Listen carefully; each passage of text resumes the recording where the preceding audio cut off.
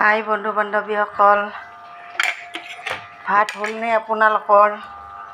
মই আজি বনালোঁ এইটো পানীলাও মাছ বনাইছোঁ।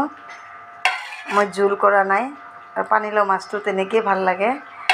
এইটো আকৌ এইটো আলু পিটিকা, এইটো নেমু পিঁয়াজ জলকীয়া।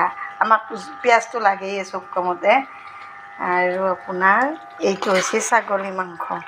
ছাগলী মাংসত মই এনেকৈ নহৰু দিওঁ দেই, এই নহৰুটো এনেকৈ দি দিওঁ। এতিয়া ছাগলী মাংস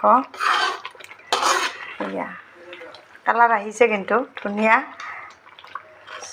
ধুনীয়া স্মেল, একদম পূৰা বঢ়িয়া বনাইছোঁ। নিজকে বঢ়িয়া লাগিছে, আকৌ কালাৰটো আহিলে ভাল লাগে। এইটো ছাগলী মাংস, আৰু এনেকৈ আমি নহৰু দিওঁ, নহৰু খাই খুব ভাল পায়। এনেকৈ নহৰু দিওঁ গোটা গোটা কৰি, এনেকৈ দি খাবচোন, আপোনালোকেও ভাল পাব। লগত এইটো শাক বনাইছোঁ। শাক মানে মোৰ অকণমান শাক আনি থোৱা আছিলে, সেইকাৰণে মই শাকখিনি বনালোঁ। এইটো পুঁই শাক, আৰু ইয়াত এটা বিলাহী কাটি দিছোঁ।